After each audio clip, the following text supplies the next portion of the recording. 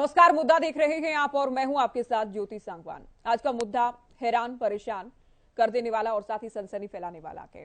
ये इसलिए हम कह रहे हैं क्योंकि गुरुवार को भिवानी के लोहारू में एक जली हुई कार में 2 जले हुए शव पाए जाते हैं। आप कह सकते हैं कंकाल पाए जाते हैं। जांच होती है तो पता चलता है कि दोनों शव राजस्थान के भरतपुर के रहने वाले जुनैद और नासिर के हैं। परिजनों ने हत्या के आरोप बजरंग दल के मोनू मानेसर समेत 5 लोगों पर लगाए हैं। ऐसे में निशाने पर आ गई है, विपक्ष के निशाने पर आ गई है हरियाणा सरकार और हरियाणा पुलिस। राजस्थान से लेकर हरियाणा और पूरे ही देश में सियासी बयानबाजी का दौर जारी है। राजनीतिक तौर पर विपक्ष के लोग सरकार को घेरने में जुटे हैं। इसी मसले पर चर्चा हम करने वाले हैं। पहले ये रिपोर्ट आप देख लीजिए।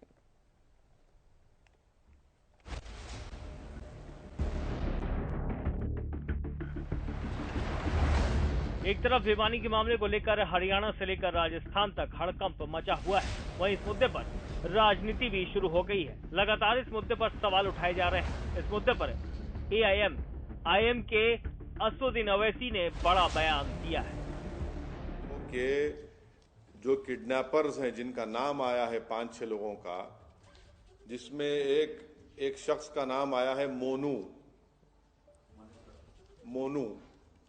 अब ये मोनू जो है, ये हरियाणा की बीजेपी की सरकार का चहीता है। उसको हरियाणा की बीजेपी की सरकार अपना पूरा प्रोटेक्शन देती है और उसके जहां कहीं भी वो जाता है पुलिस उसके पीछे आ जाती है। तो उसकी इतनी हिम्मत बढ़ गई कि YouTube पर ये शख्स, ये जो एक गैंग चलाता है माफिया की तरह, वो एक वारिस नाम के आदमी को पकड़ा, उसको मारा और पीटा। और वारिस का जिंदा था, वारिस लाइव फेसबुक पर चलाया उसको। बाद में वारिस की डेथ हो गई तो पुलिस ने कह दिया कि नहीं एक्सीडेंट डेथ हुई। वारिस की फैमिली ने कहा कि उसकी डेथ किसी ने उसको उठाया और मारा पीटा। और यही शख्स जिसका नाम मैंने लिया, जो अब FIR में नाम है एलिस्ट, ये लाइव फेसबुक पे कर रहा था और वारिस के मुंह से खून बह रहा था। और जब वारिस की डेथ हो गई तो उसने फेसबुक से उसको निकाल दिया। इसके हर हफ्ता वीडियोस अपलोड करता है कि किसी का सर पकड़ा हुआ है, किसी को मार रहा है। दूसरा, यही शख्स ने मोइन नाम के एक शख्स को गोली मारी।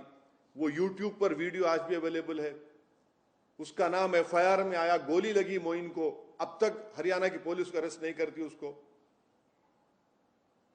ये पूरा एक ऑर्गेनाइज गैंग है। YouTube पे इसके पास सिल्वर बटन है, यानी YouTube के पॉलिसीज के खिलाफ वो वायलेंस दिखाकर पैसे कमा रहा है।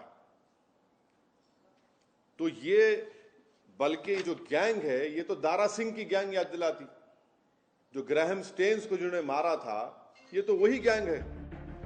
लगातार इस मामले में राजनीतिक बयान सामने आ रहे हैं। राजस्थान के CM गहलोत ने भी इस मामले पर प्रतिक्रिया दी है। CM गहलोत ने कहा कि भरतपुर के घाटमिका निवासी 2 लोगों की हरियाणा में हत्या निंदनीय है। राजस्थान एवं हरियाणा पुलिस समन्वय बनाकर कार्रवाई कर रही है। एक आरोपी को हिरासत में लिया गया है और 23 आरोपी की तलाश जारी है। राजस्थान पुलिस को सख्त कार्रवाई हेतु निर्देशित किया गया है। इस मुद्दे पर लगातार राजनीति जारी है। एक तरफ तो CM गहलोत घटना को निंदनीय बता रहे हैं, तो वहीं दूसरी तरफ विपक्ष कई सवाल उठा रहा है। जो आज के अखबारों में जो ये बात आई है, ये एक ऐसा अपराध जिसने, मैं समझता हूँ कि कोई भी देश का नागरिक है उसको अंदर से हिला के रख दिया हो। ऐसा अपराध, ऐसे अपराध को मैं समझता हूँ कि ये सरकार, कानून व्यवस्था इसमें इतनी चौपट हो गई है कि हरियाणा में ऐसे अपराध देखने को मिले हैं। सरकार का कर्तव्य है कि सरकार तुरंत कठोर से कठोर कार्रवाई करे। जो भी इसमें दोषी हैं, जो अपराधी हैं, किसी को बख्शा ना जाए। और जो सरकार हरियाणा प्रदेश जो आज जिसमें कानून व्यवस्था चौपट हो गई है, और धीरे धीरे हरियाणा प्रदेश हर प्रकार के अपराध की राजधानी बनता जा रहा है। ये प्रदेश जो शांति भाईचारे का प्रतीक था, प्रदेश जो खुशहाली का प्रदेश माना जाता था, आज इस सरकार के 9 साल के कार्यकाल के बाद उस प्रदेश की ये स्थिति हो गई है। देखना ये होगा कि इस मामले पर क्या कुछ नया निकलकर सामने आता है। News desk, Haryana news.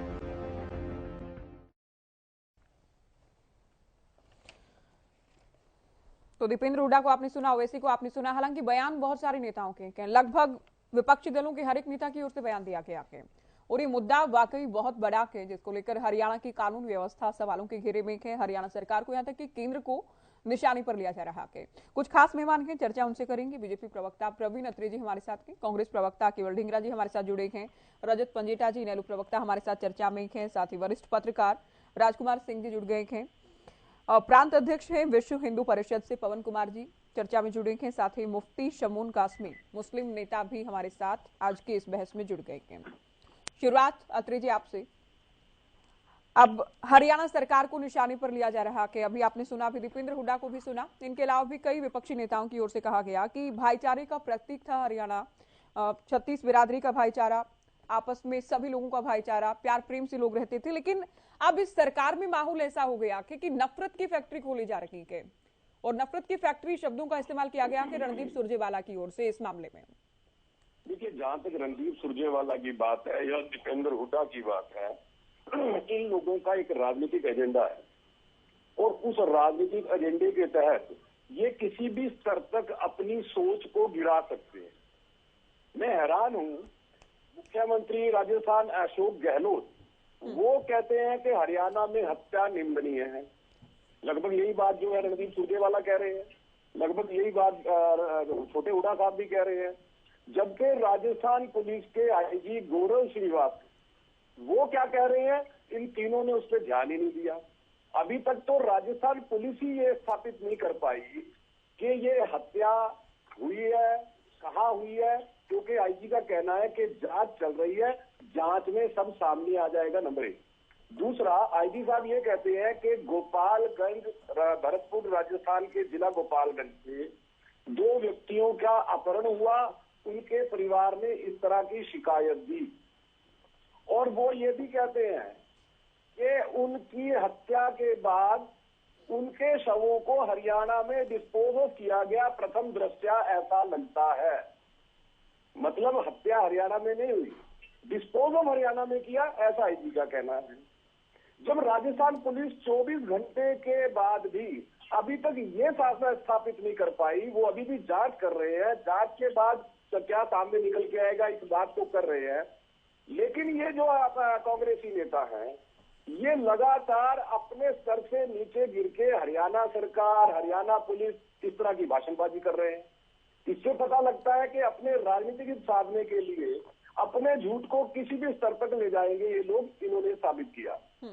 अगर इतनी ही चिंता है छोटे हुड्डा साहब को, रणदीप सुरजेवाला साहब को या अशोक गहलोत जी को, उस वक्त इनकी जुबान क्यों छिल जाती है जब कन्हैया लाल को सर तन से जुदा के नारे लगा के धड़ से शीर से अलग कर दिया जाता है? उस वक्त इनकी जुबान कहाँ छिल जाती है जब हरीश जाटव को पीट पीट के मार दिया जाता है? उस वक्त इनकी जुबान क्यों छिल जाती है जब कृष्णा वाल्मीकि को पीट पीट के मार दिया जाता है? उस वक्त इनकी जुबान कहाँ छिल जाती है जब आवेश चापड़िया को पीट पीट के मार दिया जाता है? कम से कम पुलिस की जांच का इंतजार तो कर लेते, पुलिस की जांच में क्या निकल के आता है ये तो देख लेते।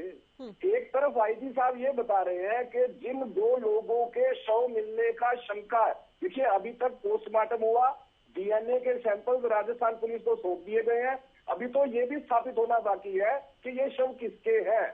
अभी आशंका है, केवल स्थापित नहीं हुआ है। पहले इस बात लेकिन परिवार के जो आरोप हैं प्रवीण अत्रे जी, उनको भी तो नजरअंदाज नहीं किया जा सकता ना। सीधे तौर पर नाम भी, बाकायदा नाम लिए गए हैं। एक तो हिरासत में भी लिया जा चुका है आरोपी, कुछ नामजद आरोपी है मामले में। हाँ, परिवार ने 6 लोगों के ऊपर आरोप लगाया, लेकिन वो जो शव प्राप्त हुए हैं अभी उनका पोस्टमार्टम हुआ, डीएनए सैंपल राजस्थान पुलिस को दे दिए गए हैं। राजस्थान पुलिस डीएनए का मिलान करके बताएगी कि क्या उन्हीं के शव हैं। एक बार राजस्थान की पुलिस की तरफ से इस बात की घोषणा होने दीजिए, उस बात का इंतजार कर लीजिए। और दूसरी बात, आईजी राजस्थान के बयान का जिक्र कर रहा हूं, वो ये कहते हैं कि इन 2 लोगों में से एक आरोपी पे 5 मुकदमे पहले से चल रहे हैं और वो घोषित बदमाश है। ये उनका बयान है, मेरा नहीं है। तो मेरा केवल ये कहना है कि अपनी नहीं, भले ही कोई बदमाश है, अत्री साहब आप बखूबी जानते हैं, आरोपी है, कोई अपराधी है, कुछ भी है, लेकिन जस्टिफाई किया कि नहीं जा सकता इस तरह से किसी का मर्डर किया जाना। जस्टिफाई करने की बात नहीं है, मैं केवल आईजी पुलिस के बयान का जिक्र कर रहा हूँ। मैं केवल ये कह रहा हूँ वो राजस्थान पुलिस के आईजी है, राजस्थान पुलिस ने एफआईआर दर्ज की है, राजस्थान पुलिस जांच कर रही है, तो जांच का इंतजार तो कर लेते हैं। जांच का इंतजार करे बिना मुख्यमंत्री अशोक गहलोत जो है वो हरियाणा में हत्या को निंदनीय बता रहे हैं। पहले स्थापित तो होने दीजिए कि हत्या हरियाणा में हुई है या राजस्थान में हुई है। राजस्थान के आईजी तो कुछ और कह रहे हैं। मेरा केवल ये कहना है कि जब राजस्थान पुलिस कह रही है कि जांच में सामने आ जाएगा, चलिए बहुत सारी बातें ठीक है, अभी जांच का विषय है, इसमें कोई दोहराई नहीं, लेकिन ये बहुत दिल दहला देने वाला मामला है जिसको लेकर हम चर्चा कर रहे हैं।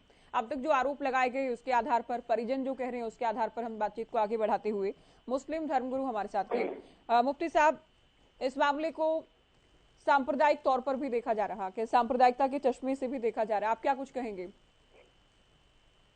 देखिए, उसके सांप्रदायिक में से तो नहीं देखना चाहिए। अगर इंसानी जान बहुत कीमती है, हम किसी को अगर जीवन नहीं दे सकते तो उसका जीवन देना भी नहीं चाहिए। और मैं ये समझता हूँ कि श्री मनोहर लाल खट्टर जी चीफ मिनिस्टर हैं हरियाणा प्रदेश के, जी थोड़ी आवाज थोड़ी आवाज बढ़ाएं मुफ्ती साहब के। जी बोलिए सर।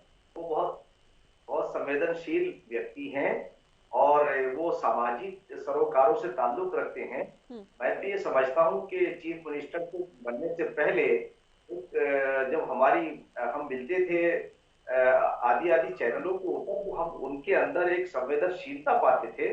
तो मैं ये समझता हूँ कि हरियाणा में अगर ऐसा कृत्य हुआ है तो मुझे पूरी आशा है कि हरियाणा सरकार और उसके जो मुखिया हैं श्री मनोहर लाल खट्टर जी, वो इस पर एक्शन लेंगे।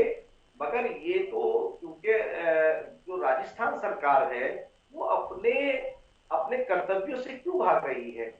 क्या वहां के मुख्यमंत्री को इसका स्वयं को है इसका संज्ञान नहीं लेना चाहिए कि अगर किसी बेगुनाह किसी व्यक्ति किसी ने हत्या की है और फिर उन्हें इस तरह से एक जघन्य अपराध किया है, तो वहां की सरकार को, वहां की पुलिस को तो तत्परता से काम करना चाहिए था, त्वरित काम करना चाहिए था। नहीं, वो ठीक है आपकी बात, इस तरह की ये अच्छी बात है। एक बात तो ये कि सांप्रदायिकता के लिहाज से या इस एंगल से इसको ना देखा जाए, हालांकि हो जो भी रहा है वो सबके सामने है, लेकिन जो गाड़ी मिली है वो तो हरियाणा में मिली है, भिवानी के लोहारू में मिली है। अब राजस्थान सरकार भी, अशोक गहलोत भी, कांग्रेस पार्टी भी या दूसरे विरोधी दल भी हरियाणा की सरकार को, हरियाणा की पुलिस को निशाने पर ले रहे हैं। दोनों को समन्वय बना करके काम करना चाहिए। हमारे राजनीतिक मतभेद हो सकते हैं, लॉ एंड ऑर्डर के मामले में हमें कोई ऐसा काम नहीं करना चाहिए। और मैं ये समझता हूँ कि जो भी जिसने भी इस तरह का ये कृत्य किया है उन्हें सजा मिलनी चाहिए, ताकि ये इंसानी जानें जो हैं इनका ये जाया नहीं होनी चाहिए। किसी बेकसूर को इस तरह से मार देना ये तो हमारी सभ्यता के खिलाफ है और इससे हमारे पूरे विश्व के अंदर हमारी छवि खराब होती है। आज जो हम देखते हैं कि आज हमारे देश के ऊपर जो जिस तरह से जो बाहरी ताकतें नजर लगाए बैठी हैं, आज भी एक जो जॉर्ज वहां के अमेरिका के अरबपति हैं, उन्होंने कहा बिलियनों डॉलर जो है खर्च करेंगे यहाँ की सरकार को स्थिर करने के लिए। तो आज देश का प्रधानमंत्री अगर सबका साथ, सबका विकास, सबके विश्वास पर काम कर रहा है तो उनके अधीनस्थों को भी उसका संज्ञान लेना चाहिए और जहां भी कोई ऐसी ज्यादती होती है उनके ऊपर फौरन कार्रवाई करनी चाहिए। ये तो सही बात है कि भाई उसे हत्या को जिन्होंने हत्या की है उन्हें रोका नहीं जा सकता था, मगर आज तो उन्हें सजा दी जा सकती है। आज उन्हें पकड़ना चाहिए और कितना कोई रसूख वाला हो और किसी भी दल से उसका ताल्लुक हो जो इंसानों को नुकसान पहुंचाए उसे नहीं, ऐसा ठीक है, चर्चा में आगे बढ़ेंगे। ऐसा हालांकि आपका व्यक्तिगत मानना है कि रोका नहीं जा सकता था, लेकिन क्राइम रोका भी जा सकता है एक हद तक, और क्राइम होने के बाद त्वरित कार्रवाई भी हो सकती है, ये उम्मीद की जाती है। दोनों ही बातों की उम्मीद की जाती है। केवल ढींगरा जी, कांग्रेस पार्टी को लेकर प्रवीण अभी आ रहे हैं, प्रवीण जी अभी आएंगे। ओपनिंग स्टेटमेंट में सबके ले लो पहले। कांग्रेस केवल राजनीति कर रही है, अभी तो जांच का विषय है, जांच का तो इंतजार कर रही हरियाणा सरकार या हरियाणा पुलिस पर आरोप लगाने से पहले। देखिए, जांच का विषय तो हर चीज में होता है, और इतना बड़ा क्राइम हो जाए तो जांच का विषय तो सबसे पहले होता है। लेकिन इस मामले में देखिए, आज हरियाणा क्राइम में नंबर 1 क्यों है? हरियाणा क्राइम में नंबर 1 जो है, मैं नहीं कह रहा हूँ, ये भारत सरकार की रिपोर्ट है कि हरियाणा क्राइम में नंबर 1 हो रखा है, चाहे वो महिलाओं का मामला हो, चाहे हत्याओं का मामला हो। तो जब हत्या में हम नंबर 1 हो रहे हैं तो लोगों को ये आजादी मिलती है कि हरियाणा के अंदर जो भी क्राइम करना है करो, कोई पूछेगा नहीं। और जिस तरह से हमारे बयान बहादुर होम मिनिस्टर हैं, वो सीधा ही बात करते हैं और जाते हैं, कहते हैं आदमी को ठोक दो। ठोक दो मतलब किसको ठोक दो ये नहीं पता किसको। और उस आदमी को सेवानिवृत्त कर दिया, उसको डिसमिस कर दिया, जो जिस आदमी ने क्राइम में रिश्वत लेते हुए आदमियों को पकड़ा था। जब ऐसे पुलिस के साथ इस तरह से उनके बर्खास्तगी की जाएगी तो पुलिस का मनोबल जो है वो डाउन हो जाएगा। और ये जानबूझ के इशारा किसी तरफ, काम किसी तरफ, ये भारतीय जनता पार्टी की नीति है, दोहरी नीति। ये करते कुछ है, कहते कुछ है। क्राइम में इसीलिए हरियाणा नंबर 1 है, ये मैं नहीं कह रहा, भारत की रिपोर्ट कह रही है। और इसीलिए ये सारे मामले बढ़ रहे हैं। इस मामले को रोकने के लिए खट्टर सरकार कोई काम नहीं कर रही है। अच्छा, कुछ नाम प्रवीण अत्रे जी ने कुछ नाम लिए थे, आपने सुना होगा उनका उत्तर, कि जब ये वारदात हुई, इन लोगों की हत्याएं हुई, ये मामले सामने आए, तब तो कांग्रेस शांत रहती है। तो क्या सिलेक्टिव अप्रोच लेकर जी हरियाणा के अंदर ऐसे कौन से मामले थे जिन आदमियों का राजस्थान के मामले है मित्र, क्योंकि ये घटनाक्रम राजस्थान का है। राजस्थान के मामले बताए, हरियाणा का तो मामला हुआ ही नहीं। 9 साल के अंदर हरियाणा के अंदर जितनी घटनाएं बढ़ी है उसी की भारत सरकार ने रिपोर्ट बनाई है, मैंने नहीं बनाई है। और 33% से ऊपर क्राइम रिपोर्ट के अंदर हरियाणा 5वें नंबर पे फिसड्डी रहा है। ये इसकी रिपोर्ट की कॉपी आपको भेज दूंगा, आप इसको चेक कर लेना। ये भारत सरकार की रिपोर्ट है, मेरी रिपोर्ट नहीं है। और मैं फिर आपको कहना चाहता हूँ, हरियाणा सरकार फेलियर सरकार है। ये सिर्फ धर्मों जातियों से देश को बांटने में लगी हुई है और इनका और कोई मकसद नहीं है किसी आदमी से। ये किसानों को परिजीवी बोल सकती है। परिजीवी होता है खून चूसने वाले कीड़े। आप अगर जो एक हमारे पर्टिकुलर किसान बहुल प्रदेश को अगर परिजीवी बोल सकते हैं मोदी जी, तो आप समझ सकते हैं कि हमारे प्रदेश का क्या हाल है इस समय। प्रवीण अत्रे जी कुछ कहना चाह रहे हैं? जी, देखिए 2 बातें थी, मैं जिसके बारे में कुछ कहना चाहता हूँ। पहली चीज तो जो आपने बात कही थी कि शव और गाड़ी हरियाणा में मिले, बिल्कुल सही बात है, और यही बात राजस्थान के आईजी ने भी कही है। अब यहाँ पे हरियाणा पुलिस का कर्तव्य क्या बनता है? हरियाणा पुलिस का पहला कर्तव्य ये बनता है कि उन शवों की बरामदगी करके पोस्टमार्टम करवा के राजस्थान पुलिस को सौंप दे, क्योंकि एफआईआर राजस्थान में हुई है, वही हरियाणा पुलिस ने किया। शवों का पोस्टमार्टम करवाया, उनके डीएनए रिपोर्ट, और वो राजस्थान पुलिस को सौंप दी। नंबर 1। नंबर 2 कर्तव्य क्या बनता है कि राजस्थान पुलिस का जांच में सहयोग करे। उसके लिए हरियाणा पुलिस तैयार है, राजस्थान पुलिस का जांच में सहयोग करेगी और जो भी अपराधी होंगे उनको उनकी सही सजा दिलवाएगी। लेकिन यहाँ पे देखिए राजनीति किस तरह से हो रही है। अभी खुद कांग्रेस के प्रवक्ता ने ये माना कि हरियाणा में जो क्राइम है 33% है और वो भारत सरकार की रिपोर्ट है, उन्होंने नहीं माना। चलिए अब हम विश्लेषण कर लेते हैं। जब इनकी सरकार थी हरियाणा में 2004 से लेकर 2014 तक, एनसीआरबी के आंकड़े देख लीजिए जो भारत सरकार की इस रिपोर्ट का ये जिक्र कर रहे हैं। 555% की वृद्धि थी ओवरऑल क्राइम में, ज्योति जी। ये एसपीआई की बात कर रहे हैं, लेकिन 30% की बात कर रहे हैं। वो नहीं अत्रे साहब, ये तो एसपीआई की बात कर रहे हैं ना, एनसीआरबी की बात नहीं कर रहे हैं। एनसीआरबी की बात, क्योंकि ऑथेंटिक रिपोर्ट होती है। महिलाओं के प्रति अपराध में 174% की वृद्धि थी इनकी सरकार के दौरान। आज भी राजस्थान में महिलाओं के प्रति अपराध में राजस्थान नंबर 1 है। और जिन घटनाओं का मैंने जिक्र किया वो सारी घटनाएं राजस्थान की हैं, कोई झालावाड़ की, कोई अलवर की और कांग्रेस की सरकार के दौरान की। वो मैंने इसलिए राजस्थान का जिक्र किया क्योंकि राजस्थान के आईजी ने स्वयं माना कि गोपालगंज से अपहरण हुआ। और अभी जो साहब मुझसे पहले बात कर रहे थे उन्होंने भी कहा कि अगर राजस्थान पुलिस तत्परता दिखाती तो इस घटना को रोका जा सकता था। जब अपहरण हुआ इनका राजस्थान से, राजस्थान पुलिस अगर सोई ना होती तो वहीं पे अपहरणकर्ताओं को घेर लेती, उनको वहां से निकलने ना देती। लेकिन राजस्थान पुलिस क्या कर रही थी?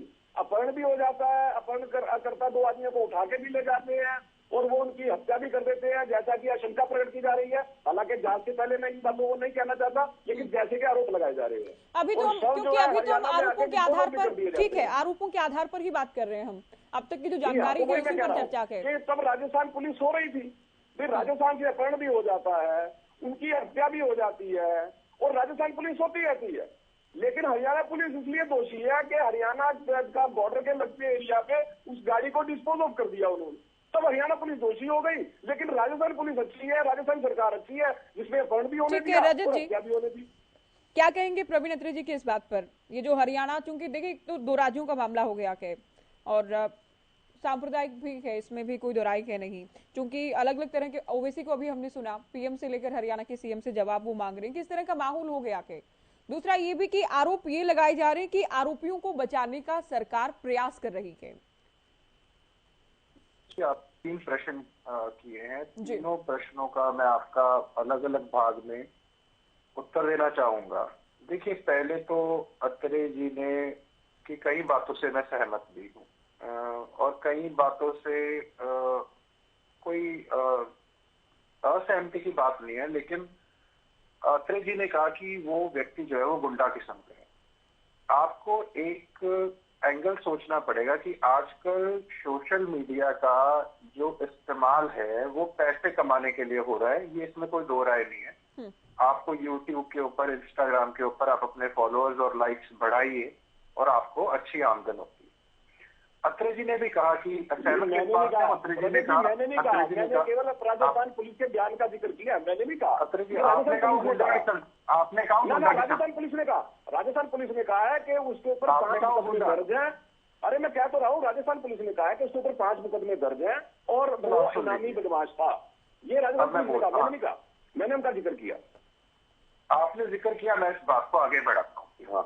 6 फरवरी को इस व्यक्ति ने 20 वर्षीय लड़के के ऊपर गोली चला देता है। ये सिर्फ पार्किंग का डिस्प्यूट है, इसमें कोई सांप्रदायिक एंगल नहीं है। आप इसका इस प्रवृत्ति सोचिए कि ये कितना ट्रिगर हैप्पी है। ये व्यक्ति, मोनू नाम है इसका, मानेसर, मोनू मानेसर, क्योंकि हरियाणा से बिलोंग करता है। इसने 6 फरवरी को एक 20 वर्षीय युवक के ऊपर केवल पार्किंग डिस्प्यूट के लिए गोली चला दी। उसके वीडियो सोशल मीडिया पे उपलब्ध है। दर्जनों मुकदमे इस पे, आप ठीक कह रहे हैं, दर्जनों मुकदमे इस व्यक्ति के ऊपर। नहीं, ये थोड़ा अलग है रजत जी। आप थोड़ा सा देखिए, प्रवीण अत्रे जी ने कहा कि जो 2 लोग मारे गए हैं, जिनके 2 शव मिलेंगे, उनमें से एक के खिलाफ 5 मामले गो तस्करी के मामले उसके खिलाफ दर्ज थे, ये कहना है। आप मोनू मानेसर को लेकर बात कर रहे हैं, आप मोनू मानेसर को लेकर बात कर रहे हैं, जिनके पास यूट्यूब पर सिल्वर बटन है, जो वीडियो बनाते हैं, ठीक है ना? जिस बजरंग दल के व्यक्ति का आपने, क्योंकि आपने सांप्रदायिक की बात करी, देखिए हमारा हरियाणा पहले 3 दफा जल चुका है। हमें भी पता है कि किस तरह रोहतक झज्जर जला था। हम नहीं चाहते कि हरियाणा में कोई भी सांप्रदायिक किस्म का कोई भी एंगल या कोई भी घटना हरियाणा के अंदर कम से कम आए। हम चाहते हैं कि ऐसी कोई भी चिंगारी लगने से पहले उसके ऊपर लगाम लगा देनी चाहिए। ऐसी कोई भी बात हरियाणा तक नहीं आनी चाहिए और कोई भी व्यक्ति किसी भी प्लेटफॉर्म का इस्तेमाल करके अपने फॉलोअर्स और अपने पैसे बनाने का जरिया मत बनाए। दूसरा, यहाँ पर बात करी, मैं चाहूंगा कि जिस तरह बुलडोजर की कार्रवाई होती है, इस व्यक्ति के ऊपर भी बुलडोजर की कार्रवाई हरियाणा की सरकार जो है वो करे, क्योंकि नागरिक सुरक्षा की सूची एक हरियाणा सरकार के लिए भी हरियाणा के लिए आई थी, जिसमें हमारी हरियाणा की नागरिक सुरक्षा को लेकर हम सबसे निचले स्तर पर थे। हमारी सबसे असुरक्षित हरियाणा को माना गया था। ये भी एक चिंता का विषय है, इसमें कोई दो राय नहीं है। लेकिन क्योंकि ये बात इसके ऊपर एक सांप्रदायिक, जैसे आपने भी कहा कि देखिए, हम चाहते हैं कि हरियाणा एक आपसी भाईचारे का और आपसी भाईचारे का पैगाम दे और सब सुरक्षित रहे। हम नहीं चाहते कि जैसे कई लोग बोलते हैं आजकल हथियार उठा लो। अरे ना हम उठाए ना दूसरा उठाए, क्यों भाई? किस लिए? लॉ एंड ऑर्डर किस लिए? पुलिस किस लिए? अब हम अपने घर में सुरक्षित बैठे हैं, वो सरकार चाहिए या हम घर में बैठ के, हमारा काम थोड़ी ना है ये कि हम कौन कहता है कि घर में बैठ के हथियार उठा लो। अरे हमें नहीं चाहिए। दिल्ली पहले हम देख चुके हैं, दिल्ली किस तरह जल चुका है, सांप्रदायिक दंगे हुए दिल्ली के अंदर। हमारा हरियाणा की आग हम कोई नहीं भूला, हरियाणा का क्या हाल हुआ था, रोहतक झज्जर जल चुका है। हम नहीं चाहते इसकी कोई आंच हरियाणा के ऊपर है। हरियाणा की सरकार जो है, मैं आशा करता हूँ, प्रवीण अत्रे जी बैठे हैं, मैं सीधा प्रवीण अत्रे जी से बात करूंगा। इनको 7 सीटें दी आपको मेवात में, आप थोड़ा सोचिए। कोई अगर कोई पॉलिटिकल एंगल भी है इसके अंदर तो उसकी जांच कराइए। ये ऐसी चीजें हरियाणा में नहीं होनी चाहिए। कोई बजरंग दल का व्यक्ति कोई भी आके यहाँ, ये और स्टेट में चलता होगा, हमारे स्टेट में ना कभी था और ना आगे कभी होना चाहिए। चलिए वीएचपी आगे करूंगा वीएचपी के प्रांत अध्यक्ष हैं हमारे विचार करें। बिल्कुल, ये बहुत जरूरी भी है। पवन कुमार जी हमारे साथ स्टूडियो में हैं। बजरंग दल पर जो आरोप लग रहे हैं, कुछ लोगों के नाम भी सामने आए हैं, क्या कहेंगे उसे लेकर? पहले तो ये दो व्यक्तियों की जो डेड बॉडी मिली है, ये हत्या है या एक्सीडेंट है, अभी तक ये बात स्पष्ट नहीं हुई है। खाली इनके नाम लिखवा देना एफआईआर में। प्राथमिकी जो अपहरण की प्राथमिकी एफआईआर दर्ज होती है 16 तारीख की, और 15 तारीख का अक्रेंस वो इस्माइल बताता है कि वो 9 बजे जब एक चाय के स्टॉल पर चाय पी रहा था तो एक व्यक्ति आता है और उनको ये बताता है कि 6 बजे सुबह 6 बजे 2 व्यक्ति बोलेरो गाड़ी में थे और पीरू का जंगल में 8-10 लोगों ने उनकी पिटाई की। पहले तो ये बताइए कि 6 बजे सुबह अभी ठीक से विजिबिलिटी भी नहीं होती, फिर जो आदमी उनका नाम बताता है कि 8-10 लोगों ने पिटाई की, क्या उस इस्माइल ने उस व्यक्ति का नाम पूछने की कोशिश नहीं की? उससे नाम पूछता कि भाई आप कौन हो, आपने 6 बजे कैसे देख लिया? अरे 6 बजे कोई पीरूका के जंगलों में वो कहां क्या कर रहा था 6 बजे जब विजिबिलिटी नहीं होती? अब 7 बजे के आसपास दिन निकलता है, सूर्य राइज होता है, तो 6 बजे कहां से दिखाई दे गया उसको? और फिर उसका नाम नहीं पूछता वो। फिर वही पीरूका के जंगल में वो उसके परिवारों को फोन करता है, जुनेद के और नसीर जो लड़का है जो जिनकी डेड बॉडी आगे वहां मिली है लोहारू में, तो वो जाते हैं वहां पे, वहां भी उनको बताते हैं कि जी ये तो मोनू और ये जो सब लोग थे उसके साथ 4 लोग, और वहां भी उनका नाम नहीं पूछते। तो हाउ ये एफआईआर जो है ब्लाइंडली ऐसे किसी पे एफआईआर किसी का भी नाम लिखवा दीजिए, आप किसी का भी नाम लिखवा दीजिए, XYZ का नाम लिखवा दीजिए, ये कंप्लीट केस कोई डायरेक्ट एविडेंस का केस नहीं है। फर्स्टली अगर इसमें एफआईआर पहले अपहरण की हुई और डेड बॉडी मिलती है लोहारू में, तो this is A continuing offence. ये मान लीजिए कि कंटिन्यूइंग ऑफेंस अगर है तो भिवानी की पुलिस को भी जुरिस्डिक्शन है। 173 सीआरपीसी में कंटिन्यूइंग ऑफेंस दोनों जगह जुरिस्डिक्शन होता है। जहां हीनियस क्राइम माना जाता है कि वहां डेड बॉडी मिली, इट मीन्स मर्डर। समझ लीजिए कि आप हरियाणा में मान लिया, किसने किया ये अभी नहीं पता, लेकिन हरियाणा की पुलिस को मैं बिल्कुल एज पर लॉ कह रहा हूं, पूरी जुरिस्डिक्शन है। हरियाणा पुलिस इसमें इन्वेस्टिगेशन कर सकती है और फेयर ट्रायल यहां हो सकता है। लेकिन नाम खाली किसी का नाम लिख देने से, देखिए जिन अक्यूज जो भी जिनकी हत्या हुई है या एक्सीडेंटल डेथ हुई है, पहले तो इसका कोई डायरेक्ट एविडेंस नहीं है, ये एक ब्लाइंड केस है। जब कोई ब्लाइंड केस होता है तो पहले उसकी सारी जांच की जाती है, उसकी सारी सर्कमस्टांशियल एविडेंस, फोरेंसिक एविडेंस सारी। अरे 6 बजे जिनके नाम लिए हैं, क्या पुलिस उनकी लोकेशन नहीं देखेगी कि 6 बजे वो लोग कहां थे? एफआईआर दर्ज कर देना और उसमें से पॉलिटिकल एक लाभ लेना और उसको सांप्रदायिक रंग देना, ये तो बहुत इलॉजिकल लगता है भाई।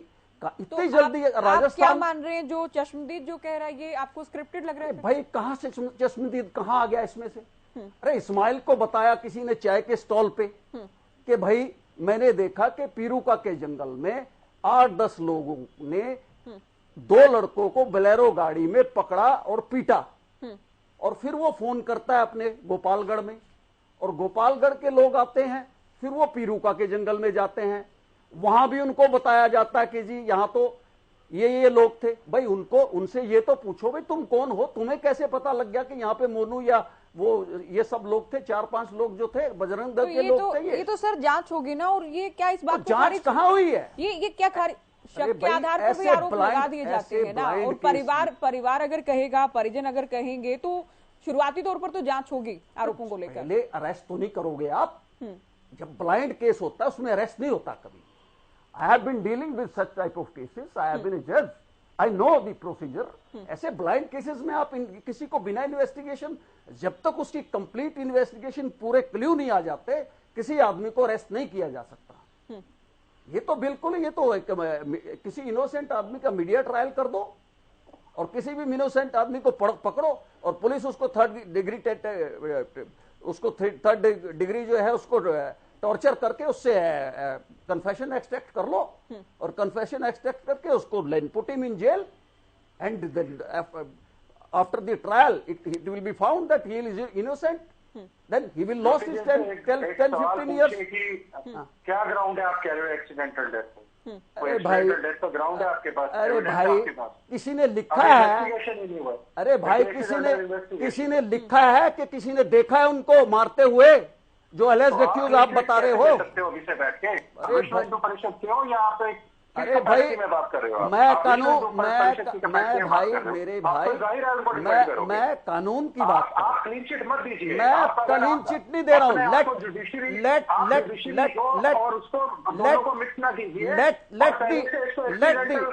This is a blind case, this is ए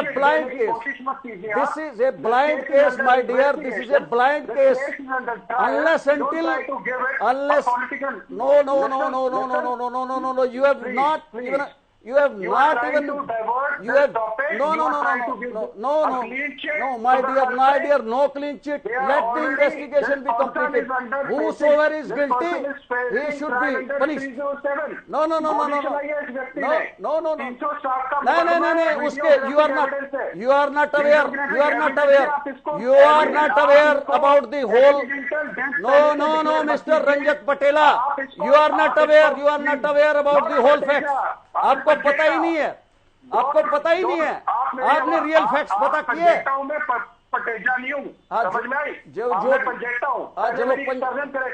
पंजेटा जी, मैं आपको मिला नहीं हूँ। मैं लेट मी फिनिश। आपको शायद लॉ की नॉलेज नहीं है, आपको लॉ की बिल्कुल नॉलेज नहीं है। You don't aware, you are not even don't know ABCD of law. अरे भाई ब्लाइंड केस है, this is a blind case. This is a blind case. Unless until. Have you seen? Anybody has seen them committing that? They're beating and putting their body on burning. How you can say it's accidental? Is there any direct evidence? Is there any direct evidence? All circumstantial evidence case, brother. This is a circumstantial case. In circumstantial cases, unless until there is some evidence, nobody can be arrested. Nobody can be arrested. अभी आएंगे आपके पास। This is my बिल्कुल clear. ठीक है, आप लेकिन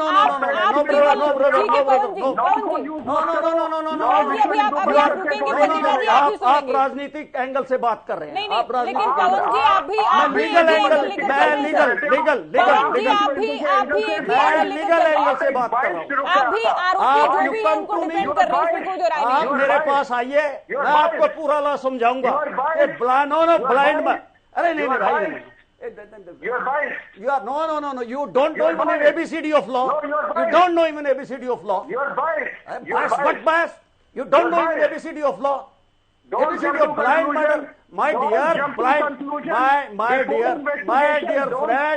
folded hand, I request, why you are jumping in between? Why you are jumping in? Why you are jumping? Let me finish. चलिए आप दोनों अभी सुनिए, पंजेटा जी आप भी सुनिए। चलिए इन सवालों के जवाब हम लेंगे। पवन जी आप भी सुनिए। क्योंकि देखिए सभी पैनलिस्ट को भी चर्चा में जोड़ना है। राजकुमार जी सभी को सुन रहे बड़ी शांति के साथ, धैर्य के साथ। राजकुमार जी, ये जो मामला है इसमें इतना तो साफ है कि भले ही कहीं भी इस क्राइम को अंजाम दिया गया हो, आरोपी कोई भी हो, लेकिन शुरुआती जांच में या शुरुआती मामला सामने आने के बाद कम से कम हरियाणा पुलिस तो निशाने पर आ गई है। कानून व्यवस्था को लेकर विपक्ष लगातार पुलिस को निशाने पर ले रहा है। देखिए ज्योति, ये जो घटना है दुखद है, गंभीर है और निंदनीय है। इसमें तो कोई बहस की गुंजाइश नहीं है। अब सवाल उठता है कि घटना का स्थल क्या है। ये घटना राजस्थान में हुई है या हरियाणा में हुई है? जाहिर सी बात है जांच जो FIR हुई है उसके मुताबिक जो लोग उसमें नाम लिखाए गए ये वही हैं या नहीं है, ये जांच का विषय है।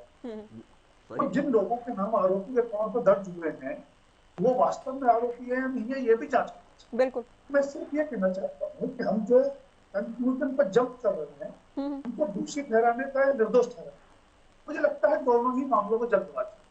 ठीक है। और जहां तक सवाल है कि एविडेंस कंसिस्टेंशियल है या सॉलिड है, ये जांच का विषय है। हम लोग टीवी चैनल पर बैठकर उसमें सुना नहीं सकते। और प्रत्यक्षदर्शी सच बोल रहा है, झूठ बोल रहा है, ये भी जांच का विषय है। मेरा मानना यह है कि जबकि अंतर्राज्यीय मामला हो गया, FIR दर्ज होती है भरतपुर में, डेड बॉडी और गाड़ी मिलती है हरियाणा में, अंतर्राज्यीय मामला है। दोनों राज्यों की दर राजनीतिक नजरिए की चीजों को नहीं देखना चाहिए, पुलिस को अपना काम करने देना चाहिए। निश्चित रूप से कि दोनों राज्यों की पुलिस की जिम्मेदारी है कि सभी पहलुओं से इस मामले की जांच करें। एविडेंस आधे हैं, पूरे हैं, सॉलिड है, सब्सटेंशियल है, प्रत्यक्षदर्शी सही है, पूरी तरह सही नहीं है, सारे पहलुओं की जांच। और मुझे लगता है कि हम कंक्लूजन पर पहुंचने से पहले इन सारी चीजों की चर्चा करनी चाहिए, जैसा कि अतीत में भी एक दो केस होता है। हम कंक्लूजन पर पहुंच गए, एक दूसरे पर आरोप राजनीतिक नजरिए से लगा दिए, बाद में कहानी कुछ और निकली। इसलिए आरोपी थे, दोषी थे, अपराधी थे, नहीं थे, वो भी जांच कर। लेकिन अपराधी होने के बावजूद अपराध का दंड देने का काम न्यायालय का, किसी और का नहीं है। बिल्कुल। उसकी जांच प्रक्रिया होती है, न्यायिक प्रक्रिया होती है, उसके बाद सजा सुनाई होती है, उसके बाद दंड दिया। तो हमें चीजों को गड़बड़ नहीं करना चाहिए, बड़े पेशेंस के साथ, संवेदनशीलता के साथ मामले की गंभीरता को समझे और जांच प्रक्रिया के आगे बढ़ने का विचार करें। जहां तक सवाल कानून व्यवस्था का है, अगर ऐसी घटनाएं राजस्थान में होती है वो भी होती है, निंदनीय है, हरियाणा में होती है तो भी उतनी निंदनीय है। लेकिन अभी ये तय होना बाकी है कि वास्तव में घटना कहाँ हुई और जहाँ जीप आई, गाड़ी आई है जिसमें डेड बॉडी मिली है, वो घटना के हत्या के बाद वहां पे लाई गई है या कब लाई गई। दूसरी बात, जो खबरें आ रही हैं वहां के लोगों ने ऐसा कोई मूवमेंट नहीं देखा, तो क्या 12 बजे के बाद आई? और अगर 12 बजे के बाद भी आई तो जो स्थानीय पुलिस की जिम्मेदारी है, जवाबदेही बनती है 12 से 5 के बीच या 6 के बीच क्या कोई चौकसी की व्यवस्था, कोई निगरानी की व्यवस्था थी? बिल्कुल। सवाल बहुत सारे हैं और आपने बिल्कुल ठीक कहा, इसमें कोई दोराई है ही नहीं कि ये जांच का विषय है, कंप्लीटली जांच का विषय है इसमें। प्रवीण अत्री जी, लेकिन जो परिवार कहता है, मृतकों के परिवार का ये कहना कि बाइट भी हमने सुनवाई थी कि CIA फिरोजपुर झिरका पर भी आरोप है, बजरंग दल के लोगों पर भी आरोप है, बाकायदा नाम भी लिए गए हैं। तो ये आरोप जिस तरह से लगाए जा रहे हैं उससे तो ये कहीं ना कहीं गोरक्षकों या फिर गो तस्करी का मामला नजर आता है या फिर इसे साबित करने का प्रयास किया जा रहा है। देखिए, ये प्रयास किया जा रहा है, ये एक एजेंडा सेट करने का प्रयास किया जा रहा है और इस एजेंडा सेट करने पे विपक्षी दलों के नेता, विशेष तौर पे कांग्रेस के हमारे मित्र, मैं आपको एक उदाहरण देता हूँ आज का ही ताजा इसी विषय पे। एक राष्ट्रीय चैनल इस विषय पे थोड़ी देर पहले डिबेट कर रहा था और एंकर बार बार एक बात बोल रहा था कि हरियाणा पुलिस 174 का मुकदमा हरियाणा पुलिस ने दर्ज कर लिया है और उसके अंदर आत्महत्या को आधार मान के जांच करेगी हरियाणा पुलिस। वो बार बार ये बात रिपीट कर रहा था। मैंने चैनल को कॉल किया कि भाई आपके पास ये फैक्ट कहां से आया कि हरियाणा पुलिस ने 174 में पर्चा दर्ज किया है? तो मुझसे पूछा गया कि साहब ये गलत है। मैं कहा बिल्कुल गलत है। तो जैसे ही मैंने ये बात बताई, थोड़ी देर बाद वही एंकर क्या बोलने लगा कि हरियाणा पुलिस 174 में पर्चा दर्ज करने जा रही है। पहले दर्ज कर लिया था, बाद में जब मैंने कहा तो दर्ज करने जा रही है, मैंने फिर फोन किया। मैं कहा भाई किस एजेंडे के तहत आप ये झूठ बोल रहे हो? जब ऐसा कोई विषय नहीं है तो आप कैसे ये बात कर सकते हो? ठीक है, आप समझ सकते हैं। इस मैंने जो उदाहरण दिया क्यों दिया, वो नेशनल चैनल है, बड़ा प्रतिष्ठित चैनल है। एक और उदाहरण देता हूँ। देखिए, आपको याद है एक विषय उठा था नोएडा का, दादरी का इफेक्ट अखलाक वाला, 2017 का विषय था। पूरा एजेंडा सेट करने की कोशिश की गई। उस एजेंडे के अंदर विश्व हिंदू परिषद, बजरंग दल, जबकि जिस पार्टी की सरकार उत्तर प्रदेश में थी उससे एक सवाल नहीं पूछा। समाजवादी पार्टी की सरकार थी, अखिलेश यादव मुख्यमंत्री थे, जिनकी जिम्मेवारी बनती थी कि इस तरह की घटना ना घटे, उससे सवाल किसी ने नहीं पूछा। लेकिन एक सुनियोजित षड्यंत्र के तहत एजेंडा सेट करने का प्रयास लगातार होता रहा। ये हमारे देश में कुछ एजेंडाधारी हैं जो चाहते हैं कि वातावरण खराब हो, सौहार्द खराब हो और उनकी राजनीतिक दुकान किसी तरह से चलना शुरू हो जाए। तो नेताजी ने तो जिक्र किया था कि हरियाणा जलाया, रोहतक जलाया, ये काम भी एजेंडाधारियों ने सुनिश्चित एजेंडे के तहत किया। बाद में वो चीज स्थापित कैसे हुई? हुड्डा साहब के पॉलिटिकल एडवाइजर की ऑडियो वायरल हुई, रोहतक की जनता ने हुड्डा साहब के ऊपर चूड़ियां फेंकी, ये कहा कि आपने रोहतक को जलवाया। तो ये सब चीजें स्थापित जनता ने खुद की, और 2019 में उसी जनता ने रोहतक से और सोनीपत से हुड्डा परिवार को हरवाया, क्योंकि जनता को पता था ये षड्यंत्र किसने रचा। ऐसे एजेंडाधारी अगर झूठ को आधार बना के एजेंडा सेट करने का प्रयास करेंगे तो जनता बेहतर समझती है और जनता सबक सिखाती है, और ये कोशिश हुई थी उस वक्त हरियाणा में। तो लगातार यहाँ भी जो कांग्रेसी नेताओं के बयान है, उनके बयानों से आपको स्पष्ट हो रहा है, जबकि राजस्थान पुलिस का बयान अलग तरह से है, लेकिन वहीं के मुख्यमंत्री अलग बात कर रहे हैं। तो ये भी एक सुनियोजित एजेंडा है, लेकिन जनता इसको भी समझ रही है कि ये जो एजेंडा सेट करने का प्रयास हो रहा है, इसके सबक भी जनता सिखाएगी। केवल ढींगरा जी, एजेंडाधारी है कांग्रेस पार्टी, ये आरोप आप लोगों पर बीजेपी के। देखिए एजेंडे सेट करती थी मोदी सरकार। गुजरात में जब मोदी जी मुख्यमंत्री थे वहां एजेंडे सेट करती थी और पूरा गुजरात जला था उस समय, और हिंदू वर्सेस मुस्लिम किया था। अब पूरे देश के अंदर एजेंडा सेट कर रही है सुप्रीम कोर्ट की एसआईटी, अब पूरे देश के अंदर एजेंडा सेट कर रही है बीजेपी। फिर उस एजेंडे पे झूठ बोलना शुरू कर दिया। अरे माननीय सुप्रीम कोर्ट की तो शर्म करो, उनकी डिसीजन को तो मान लो।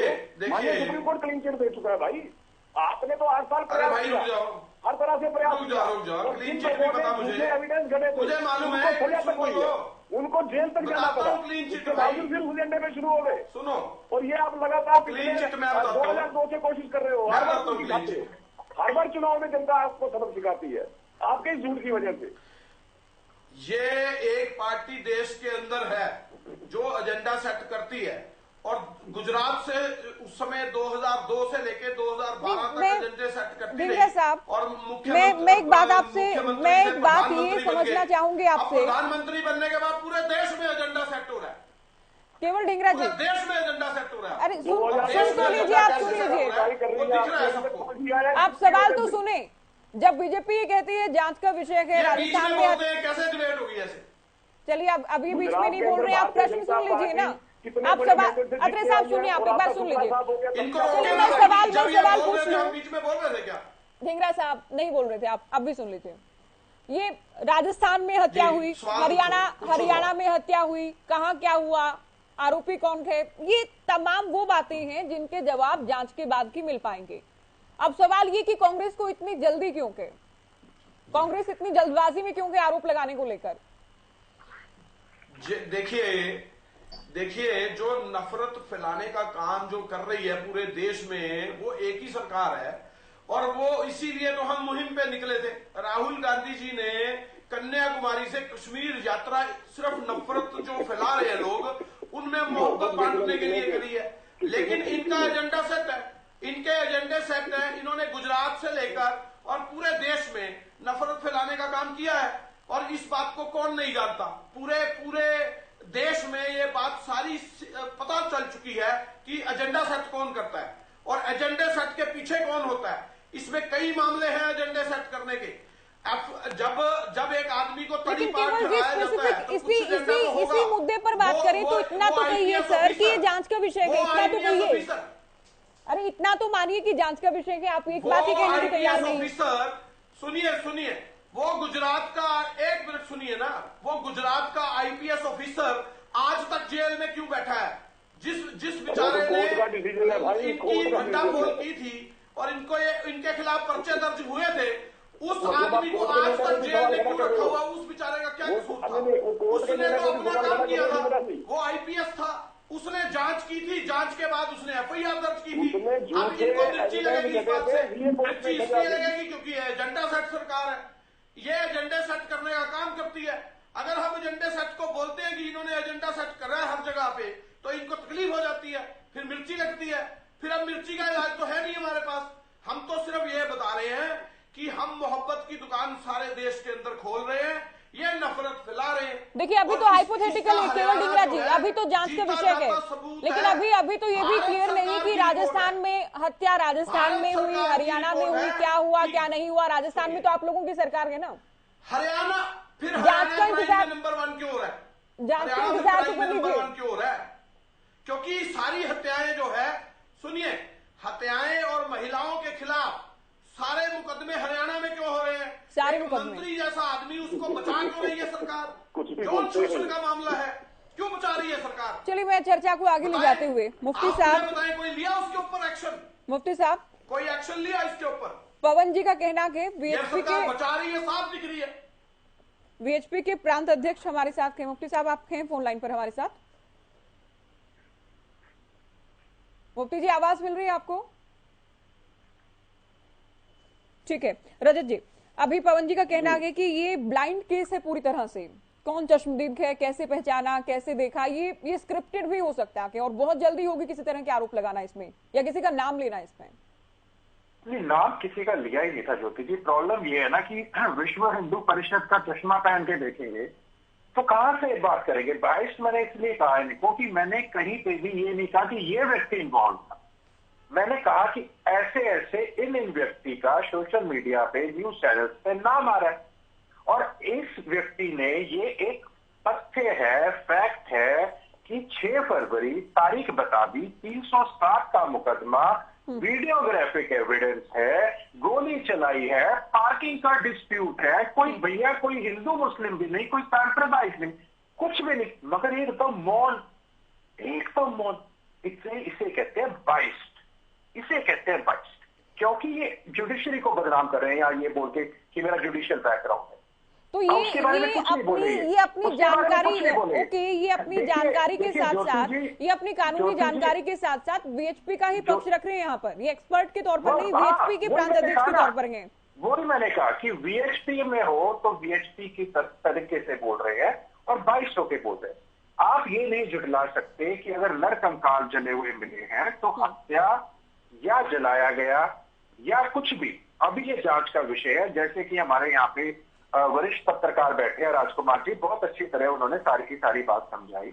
यही बात मैं कह रहा हूं आपसे, क्योंकि हम हरियाणा का अपना एक्सपीरियंस हमें शेयर करना जरूरी है, क्योंकि जो हमारा हरियाणा में एक्सपीरियंस हुआ 2016 में, जिस तरह रोहतक जज्जर चला, वो हम नहीं चाहते कि कोई भी व्यक्ति, कोई भी, जैसे परिणत जी ने भी बताया कौन उसके पीछे था, क्या था, लेकिन उन बातों को गहराई से समझने की यहाँ जरूरत है कि कोई भी इसका पॉलिटिकल फायदा, पॉलिटिकल एंगल ना लेने की कोशिश करे। लेकिन किसी की भी जान इतनी सस्ती नहीं है, क्योंकि यहाँ रूल ऑफ लॉ है, वो लॉ सभी के लिए एप्लीकेबल है।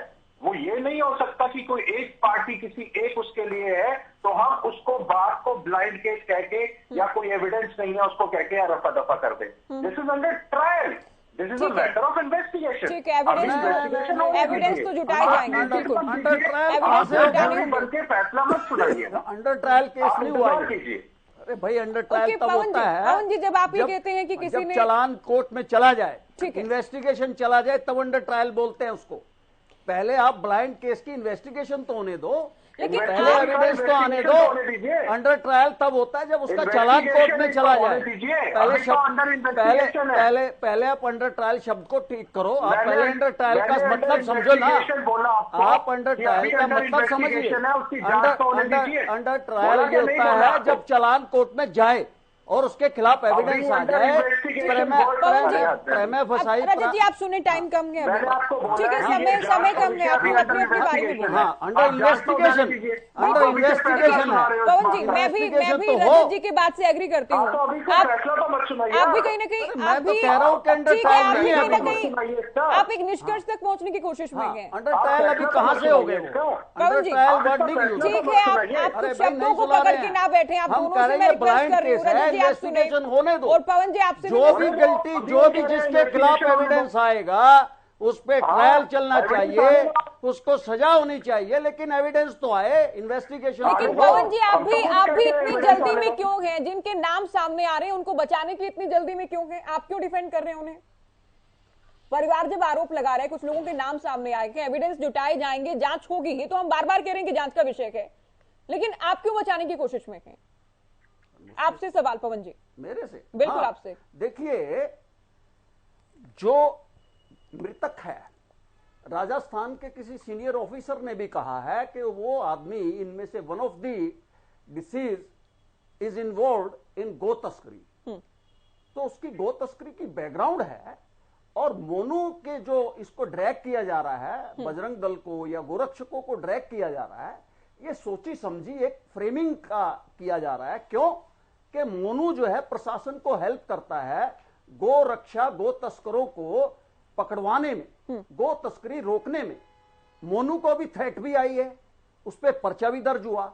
और ये जो 6 फरवरी की बात कर रहे हैं ना, इनको पूरे फैक्ट्स का ही पता नहीं है। मोनू किसी दलित के साथ कोई झगड़ा हुआ था, वहां उनके घर पे गया हुआ, और जो उस पे उनके घर पे पथराव किया गया, वहां मोनू कोई और से उनको अपना स्कोर सेट करना था।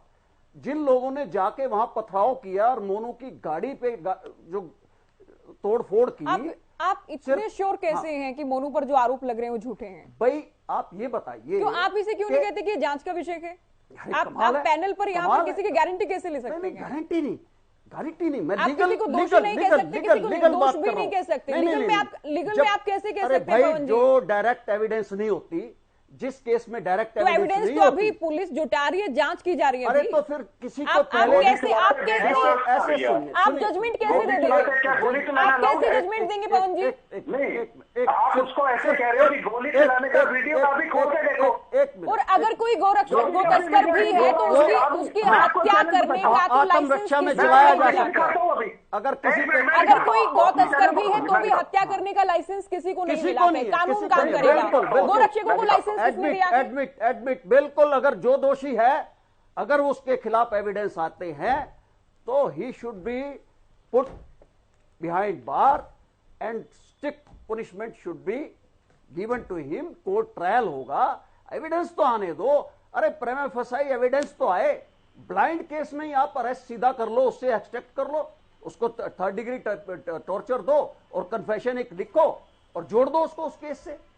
ऐसे थोड़ी होता है, ब्लाइंड केस में नहीं हो सकता। एक साक्ष्य दिखा दे, एक साक्ष्य। अरे भाई उसको इस दो लोगों, अरे यार इस 2 लोगों के मर्डर से इसका ताल्लुक नहीं है भाई, क्या बात कर। आप कैसे आप दावे और यकीन से नहीं कह सकते पवन जी? करेक्टर किसी का ऐसे नहीं, आप इतने दावे और यकीन से नहीं कह सकते।